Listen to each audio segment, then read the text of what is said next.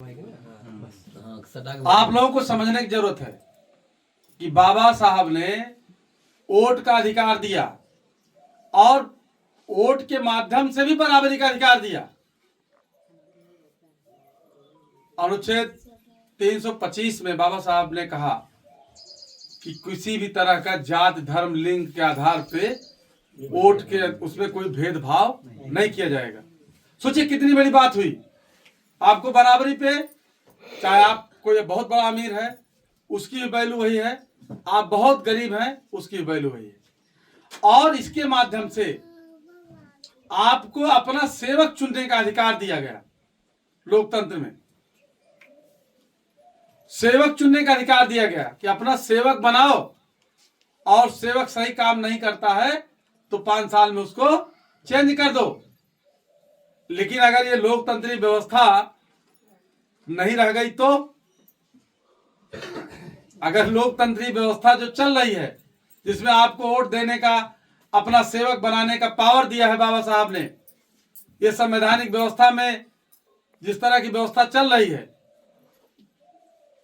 अगर ये व्यवस्था न रहे तो आप फिर वहीं चले जाएंगे, पिछड़े दलित अल्पसंख्यक फिर वहीं चले जाएंगे जहां ये संविधान लागू होने के पहले थे।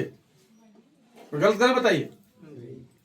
तो इसलिए मैं आया हूं आपके पास कि हमसे लोगों ने कहा, हमसे लोगों ने सवाल किया कि आप तो सामाजिक संगठन चलाते हैं, आप तक का तो मोस्ट कल्याण संस्था करने की क्या जरूरत है। हमने कहा ये सामाजिक संगठन आर्टिकल 19 रहेगा तभी सामाजिक संगठन रहेगा, मतलब संविधान का अनुच्छेद 19 अगर रहेगा तभी सामाजिक संगठन रहेगा। अगर अनुच्छेद 19 नहीं रहा तो सामाजिक संगठन रहेगा ही नहीं। तो हमको संविधान बचाने के लिए, लोकतंत्र बचाने के लिए हमने पीडीए का समर्थन किया है, पीडीए प्रत्याशियों का समर्थन किया है।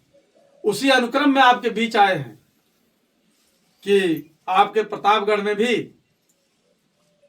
पीडीए के जो प्रत्याशी हैं, एसपी सिंह पटेल जी प्रत्याशी हैं, उनको आप लोग ये मत देखिए कि किस जात के हैं, किस पार्टी से हैं। सिर्फ एक चीज देखिए कि संविधान बचाने वाली के साथ खड़े हैं वो, कि संविधान मिटाने वाले के साथ खड़े हैं।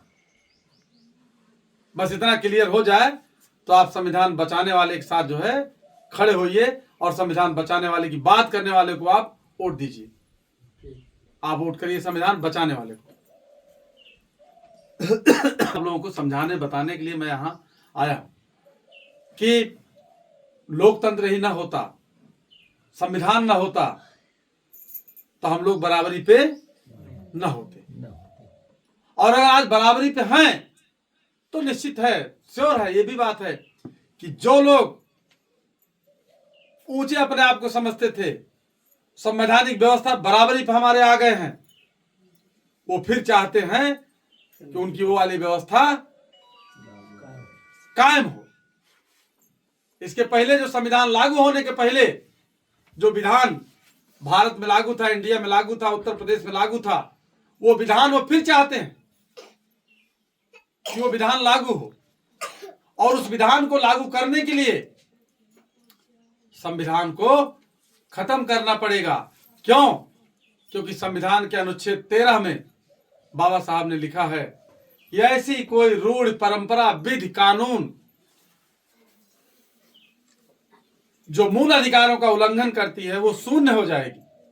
मतलब सीधा सीधा लिख दिया है कि ऐसी विधि बन ही नहीं सकती, ऐसा कोई कानून बन ही नहीं सकता जो आपके मूल अधिकार का उल्लंघन करता हो, जो आपके वोट देने का अधिकार का उल्लंघन करता हो, या वोट समाप्त करने का उल्लंघन करता हो, जो आपके बराबरी का उल्लंघन करता हो।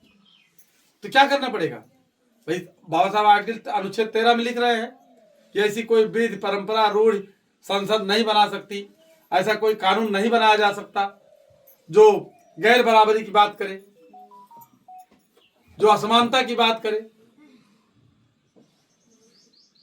तो ऐसी स्थिति में भाई उस अनुच्छेद 13 को खत्म करने के लिए संविधान को चेंज किया जाएगा। अनुच्छेद 14 में बाबा साहब लिखते हैं कि विधि के समक्ष सब बराबर है। विधि के समक्ष सब, कानून के समक्ष सब बराबर है।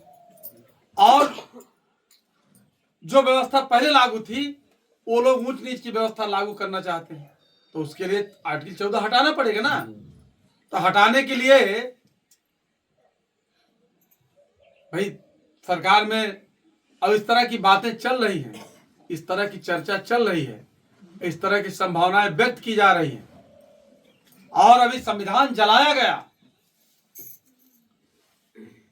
संविधान पे तमाम तरह के अटैक हो रहे हैं, तमाम तरह से जो है संविधान समर्थकों के खिलाफ बातें की जा रही हैं। वो चीजें हम लोग समझने की जरूरत है, जानने की जरूरत है कि ये चुनाव किसी पार्टी का चुनाव नहीं है, किसी राजनीतिक दल का चुनाव नहीं है, एसपी सिंह पटेल का चुनाव नहीं है। ये चुनाव लोकतंत्र और संविधान बचाने का चुनाव है। इसलिए मैं आज